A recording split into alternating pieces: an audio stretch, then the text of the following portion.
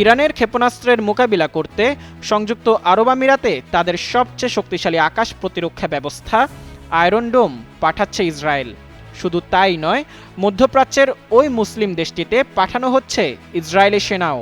যুক্তরাষ্ট্র ও ইসরায়েল প্রশাসনের দুই কর্মকর্তার বরাত দিয়ে এমন প্রতিবেদন তৈরি করেছে মধ্যপ্রাচ্য ভিত্তিক সংবাদ মাধ্যম মিডল ইস্ট মনিটর।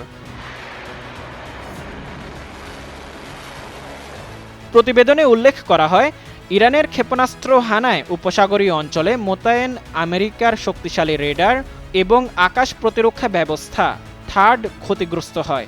এবার সে অঞ্চলেই ইরানের হামলা ঠেকাতে আয়রন ডোম পাঠাচ্ছে ইসরায়েল। প্রতিবেদনে বলা হয়, এই প্রথম কোনো দেশে নিজেদের আকাশ প্রতিরক্ষা ব্যবস্থা আয়রন ডোম মোতায়েন করেছে ইসরায়েল। শুধু তাই নয়, আমেরিকা এবং ইসরায়েল ছাড়া তৃতীয় দেশ হিসাবে এই প্রতিরক্ষা ব্যবস্থা মোতায়েন করছে সংযুক্ত আরব আমিরাত। ইরানে যুক্তরাষ্ট্র ও ইসরায়েলের যৌথ হামলার জবাবে সংযুক্ত আরব আমিরাতের মার্কিন সামরিক ঘাঁটিতে সবচেয়ে বেশি হামলা চালিয়েছে ইরান। বাংলাদেশের প্রথম 5D AI ইনভার্টার যুক্ত সর্বোচ্চ বিদ্যুৎ সাশ্রয়ী যমুনা এয়ার কন্ডিশনার। আরব আমিরাত জানিয়েছে, গত 28 ফেব্রুয়ারি সামরিক সংঘাতের শুরু থেকে এখন পর্যন্ত তাদের লক্ষ্য করে 550টি ব্যালিস্টিক ক্ষেপণাস্ত্র এবং 2000-এরও বেশি ড্রোন হামলা চালিয়েছে ইরান। প্রতিবেদন অনুযায়ী এই সংঘাতে সংযুক্ত আরব আমিরাতের সবচেয়ে বেশি হামলার টার্গেট হওয়ায় ইসরায়েল প্রধানমন্ত্রী নেতানিয়াহু নিজেই আমিরাত প্রেসিডেন্ট মোহাম্মদ বিন জায়েদের সঙ্গে কথা বলেন। তারপর ওই দেশে আয়রন ডোম পাঠানোর সিদ্ধান্ত নেন। আকাশ প্রতিরক্ষা ব্যবস্থা মোতায়েনের পাশাপাশি পরিস্থিতির মোকাবেলায় সেনাও পাঠাচ্ছে ইসরায়েল।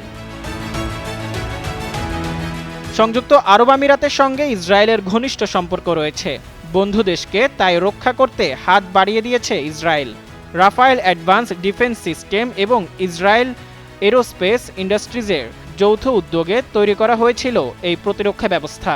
আয়রন ডোম তার আশপাশে ন্যূনতম 4 কিলোমিটার থেকে সর্বোচ্চ 70 কিলোমিটার দূরত্ব থেকে ছোড়া ক্ষেপণাস্ত্র শনাক্ত করতে পারে।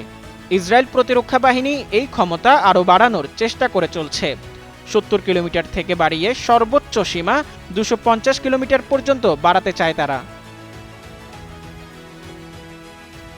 মোজাম্মেল পায়েল, যুগান্তর নিউজ।